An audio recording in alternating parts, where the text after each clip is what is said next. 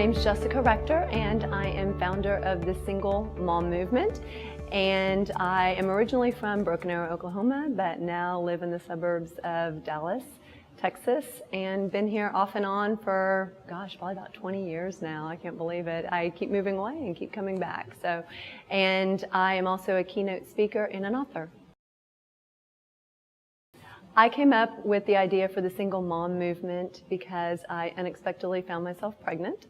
I broke up with my boyfriend and 3 days later found out I was pregnant. Wow, surprise. And I went online and did a bunch of research because certainly there was a lot of information out there for single moms, and the more that I looked, the more frustrated I got. So it came out of frustration, and then it also came out of loneliness. I felt very alone in my journey. I didn't share with a lot of people when I was pregnant that I was actually pregnant. It came out of the shame that I felt from being impending single motherhood, so to speak. And I wanted other moms out there to know that they are not alone in this journey, even though sometimes that they feel like they are. I had a coaching practice. So before the Single Mom Movement, I had a coaching practice, and so I was working with women, all kinds of women, to help them feel and live empowered. And so it kind of just translated really easily into this. So now it's specifically for single moms that I work with in a community. And then I also were really about educating the public. So whether it's businesses or nonprofits or social workers on the importance of single parents and how they're changing the way people do business and live in the world. So I was too picky about guys and too focused on my career. I was the last person I ever thought would become a single mom. Absolutely not. It was not in my big life goal, and I had big plans for my life. And what happened was when I got pregnant, I didn't recognize it as shame. I just didn't tell people about it. This is what I said in my head. I just didn't tell people about it because I didn't want the questions. I didn't want, where's the father? Why is he not in the picture? I didn't want people to judge me or stereotype me because that wasn't me. What people think of a single mom. And so I didn't recognize it as shame until my son was a few months old, and I was talking with a business coach, and she said, you really need to talk about shame. And I had no idea what she was talking about because in the conversation with her, I had never said the word shame because it's shameful to say shame. So you don't ever say that word. And I knew I'd never said that. And so when she said that, I thought, no, there's nothing to that. And then I thought about the conversation as women often do, think about the conversation after the fact. And I thought, okay, what does she mean? And I thought, okay, I didn't say the word shame. I just talked all around shame, but that's really what I was talking about. And what I realized is single moms oftentimes, whenever I looked back at myself and my journey of being pregnant and a single mom, is that I was living literally engulfed in shame. And it really, unfortunately, ruled so much of my thoughts and of my life, why I didn't tell people, why I really wasn't open and vulnerable to people, because I didn't know what they would think, I didn't know what they would say, I didn't know what they would do, and I didn't want to be rejected. I didn't want people to not like me because I was going to be a single mom, because you hear, media portray single moms in a certain way that just are not true, and I didn't want to be lumped into that because that wasn't me, and I thought that's what would happen. And so I pulled away from that instead of walking towards it and really feeling that empowerment. I pulled away from that and I just went into hiding. And it really came, imagine going kind of into hiding when you're pregnant and then all those emotions and everything. And then it kind of came to a head when I was, 7 months pregnant, and I came out through a blog. I was like, you know what? There are millions of single moms out there. Someone's got to be feeling the same way, and I want to help that person. How can I do that? And so I started sharing my story through this blog in order to help other people. And the most amazing thing happened is that I got so much positive support and feedback that then that's what it took for me to then go out and share it with other people. And what happened is when I said, the first time, we think of things in our heads all the time of what the story's going to look like or how someone's going to respond and what are they going to say. And the first time I had this conversation in my head how I was going to tell people, and then I went up and literally just said, hi, I'm JessICARector, I'm about to be a single mom. That was how I broke it to the first person. And the amazing thing happened is that she said, I was raised by a single mom, and not only gave me permission to then be able to be myself and to be true to who I was from then on out, but it also gave her permission to then share about her experience as a child of a single mom and growing up. So it allowed her to then be vulnerable. And that really opened up a big old floodgate for me for vulnerability. And what happened was I found out the more vulnerable I am, the more I connect with people, the more people actually like me. And it's almost the opposite of what we think is going to happen. And so then I just did all this research and got all this information and did my own personal growth around just the worthiness of single moms and the fear and the shame that we have. And so now I'm considered an expert in those, but it all became because of what I was going through in my own life and how I was just scared to accept that and to recognize it. And that just gave it more power. It's interesting that you say that, because research shows that 2 out of 3 kids will be raised by a single parent, and in 10 years it'll be 3 out of 4. And with the increase also comes an increase in poverty. And so I just want to share something with you that in getting to, what the public can really do, is that single moms, only a third of them get child support. And out of the ones that get child support, it's less than $300 a month. So whether they have 1 child or 3 children, it's less than $300 a month. You take that and you add in the wage difference between men and women. And so we're asking single moms to raise their children, provide for their children on less than half of what they're owed, assuming you believe they're owed equal wages and child support on half of what they're owed. So that greatly transitions over into poverty for a lot of them. And so it's really about educating the public, educating businesses, educating companies on why single moms are important, why single parents are important, because it's not a thing of the past. It's also where we're going, where we are now, and where we're going into the future.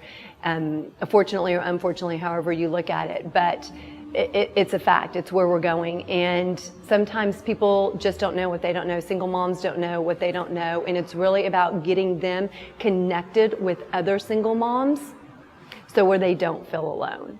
And this is something that is very near and dear to my heart, because that can literally change the course of their life. And it's not just for the single moms, it's for the millions, almost 30 million children just here in the United States raised by single parents. It's for them too, because when single moms are not empowered, their children are not empowered. And so it just continues the vicious cycle. So there are ways that the public, people out there, whoever's watching, can get plugged in and connect single moms in a community where other single moms get it, where they have girlfriends that they can go and have play dates, where they can, it's great to have support, family support. Everyone needs that. But it's different when you find your tribe, when you don't have to pretend to be someone else, when you can be authentic and vulnerable and say, this is what I'm struggling with. How can you help me? What solution, what advice do you give me? And knowing 100% that you're going to be loved and accepted for who you are. And so really to connect them into a group of women who get it and really understand, and then just educating themselves, the public, no matter who you are, just educating yourself on who single moms are. Everybody knows a single mom, and oftentimes we don't think of the single mom we know. We think the single moms are over there and it's not our sister or our daughter or our friend, and that's who it is. It's the people that we know that are closest to us that need that help as well. There is more of a trend where women want to be single moms, like they're setting out and saying, okay, whether it's they've always wanted to be a mom and, their biological clock is, quote unquote, biological clock is ticking and, it's time to do that, or they make a choice that they do become pregnant and they choose to have the child as opposed to having an abortion or giving it away. There is a trend towards that, but those single moms make up such a small percentage of the single mom population that they're not talked about very much, because single moms. The majority, almost half of babies born every year are born to single moms. So it's amazing to think how many single moms are out there for other reasons besides going out and specifically saying, you know what, I want to have a baby on my own. And that's fantastic if they want to do that, but the majority of single moms are not doing that. Well, there are amazing men out there, and oftentimes we hear about the deadbeat dads, and they're so easy. It's such an easy place to go that and there are a lot, millions and millions of deadbeat dads out there. I am not saying they're not. But there's also a lot of amazing men out there who want to help, that are doing their part as dads out there, whether they come from divorce or they have custody. There's a trend where single dads have full custody of their children. And so there are great men out there doing their part. And for the men who fall in the other category, who are not divorced, who are not single dads, but they want to help, they can reach out to the single mom that they know, whether it's to fix something in the house, take their car and, get a checkup with their car, watch the kids while the single mom goes out for whether it's a night on the town or just needs a break for a few minutes, to do things that they can actually do, grill out for the family, take them a meal or help out around the house. It's amazing how many single moms don't know things that are typically men tasks, like, mowing lawns or fixing appliances or holes in the wall or things like that women need help with. And they just don't know how to do it, and maybe they're too scared to ask for that help, or they have too much pride in order to say, yes, I need help. Can you help? Because as a single mom, oftentimes we think we need to do everything ourselves, and that maybe it'll look like weakness if we don't, or what are people going to say if we can't do it all ourselves. But the thing is it's not made to be done all ourselves. People want to help. Sometimes they just don't know how to help, and they don't want to hurt you by asking, do you need help? And so we just need to also be able to say, I need help, can you help me? And when someone offers help, yes is the answer. Yes, every time.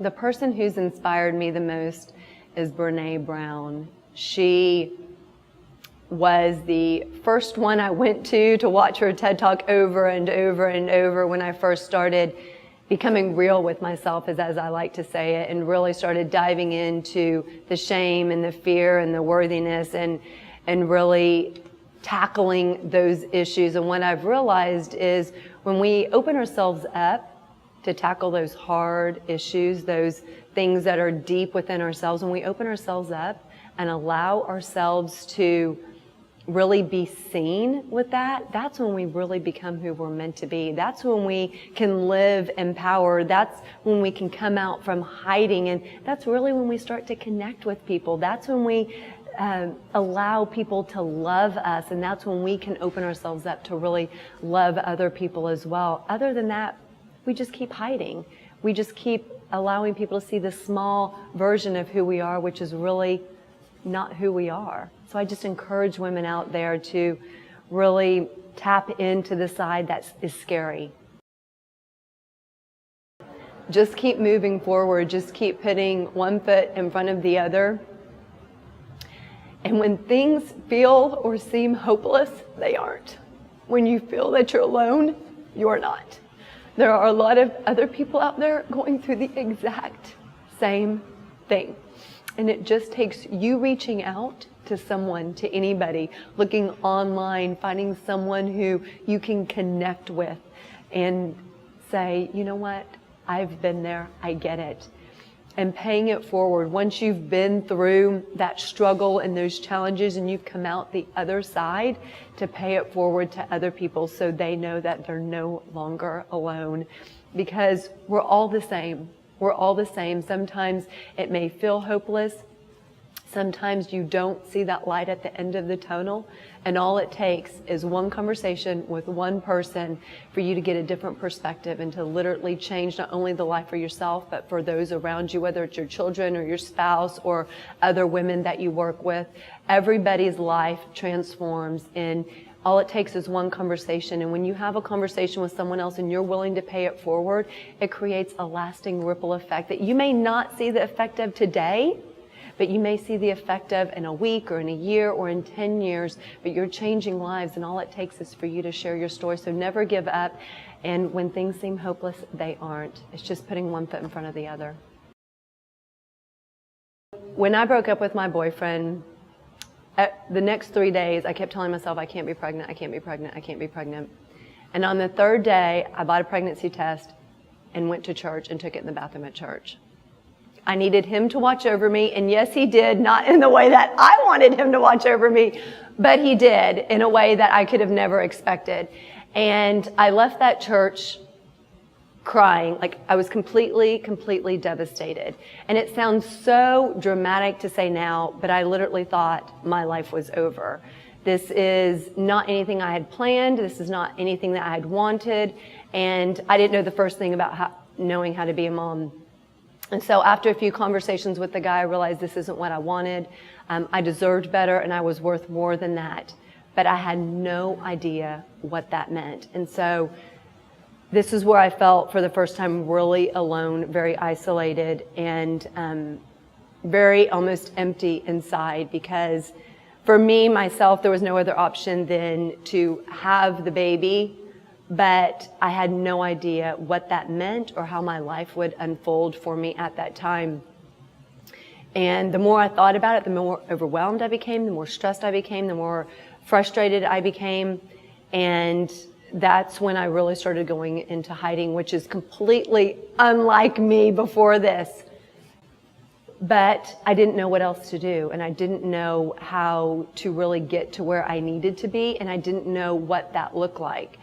And I like the how. I like, this is where you're going, Jessica. This is how you're getting there, Jessica. And what I've realized, it's amazing what a baby can teach you without you knowing. And so what I've realized is I don't need to know the how, because had I been told 3 years ago, 5 years ago, 10 years ago that you would be a single mom and you'd have this global company, I would have laughed and said, that's the wrong JessICARector, because that would have never happened. Just in my mind, it would have never happened. And so sometimes we don't need to know all the how. We just need to take a step forward when an opportunity presents itself.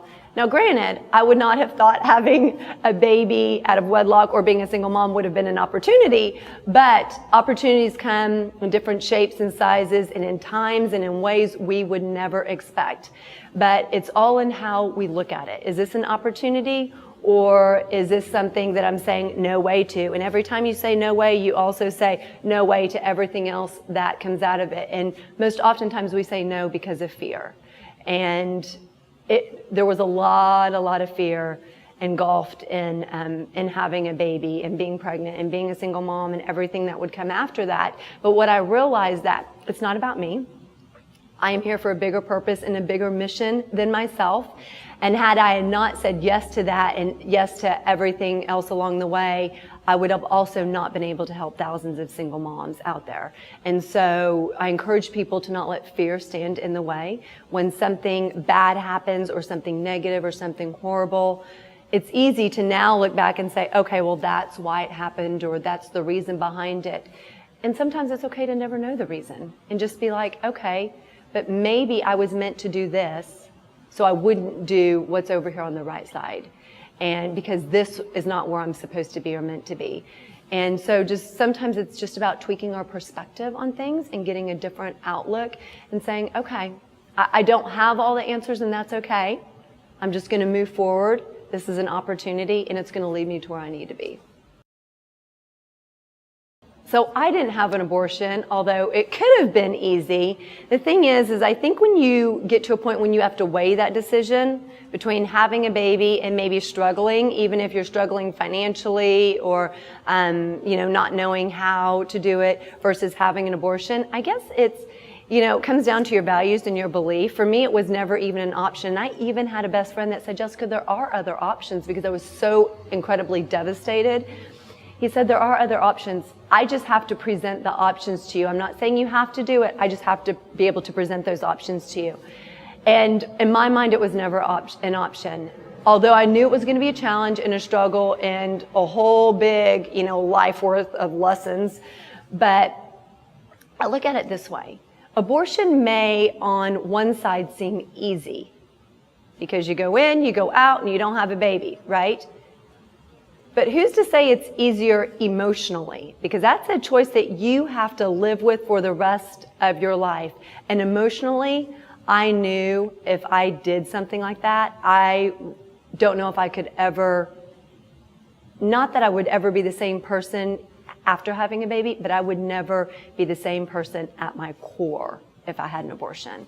Whereas having a baby may be more of it may be for some more of a struggle financially or mentally, but it's something that at the core I would still be the same. So maybe it would be harder financially, but emotionally at my core it would be easier. Whereas having an abortion, it would be easier financially, but at my core it would be more emotionally. So I have to ask, which way is really easier? Financially, money comes and goes, right? It comes, it goes. I mean, you have some, you don't, whatever the case is. But emotionally, that would be a lot harder for me to have ever lived with. First, I have a goal, and it will happen, that I'm going to talk at TED, whether TED, TEDx, TED Women, and also talk at the UN Women Conference. Those are my two big career goals of what I want to achieve.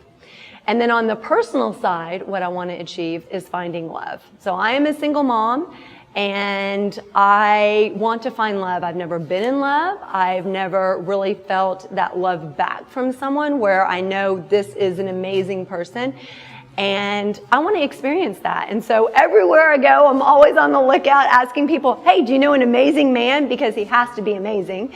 And you don't know unless you ask, unless I put it out there. So sometimes people are like, wait, you're asking, we're at this networking event. Hey, you never know. I'm just asking. You may know someone who is amazing and single. And if I don't put it out there and let you know, then you're never going to know. And talk about being vulnerable. You just put it out there and anyone can say yes or no. But what I've realized is that if I don't, then I'm always going to be wondering what if, I should have, I would have, I could have. And I just don't want to live that way with regret. And so I just always ask, okay, I'm looking for love. I'm not shy to say it. So that's my big personal thing, is that I am on a mission to find this amazing man I'm supposed to spend the rest of my life with. So when you hear it, it kind of stirs something up inside of me, because I think oftentimes women don't stand in their power. They hide, they kind of become hunched over, they kind of become a small version of themselves, if you will. And I just wonder, what if they stood in their power? What could they achieve? Who would they become? What impact would they make on the world if they were able to really stand in their power? But they're not standing in power because oftentimes they don't feel empowered. And I think that would not only change the life of that person, but the lives of those around her, the lives of community, of states, of the nation, of the world. Imagine if every woman stood in her power and said, hey, this is me. This is who I am. And made no apologies for it. And said, wow. It wouldn't just change her life, her children. It would literally change everyone that she came into contact's life. And then she passed it forward to another woman and encouraged another woman to do that and empowered another woman to do that. Talk about a chain reaction. Talk about a ripple effect. I'm getting goosebumps as I'm saying that, because it's so impactful. And all it does is start with one person. One woman standing up for herself, one woman having the confidence, one woman feeling beautiful, one woman not letting insecurity stand in her way, one woman paying it forward or taking a step forward, or having a conversation with another person to say, you know what, this is who I am. I want to get to know you so that I can help you stand in your power too.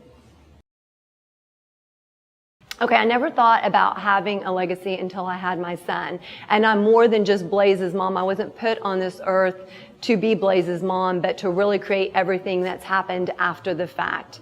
And with that is really about educating the public about the importance of single parents and the children of single parents. Children of single parents have more behavioral, cognitive, health, and social issues. So what can we do as not only the public, but as individuals, as companies, as businesses to change that for future generations? And that's really the legacy I want to live is, you know, the education that we impart on the public that not only impacts the single moms and single dads, but also the children in order to create a different future for these children.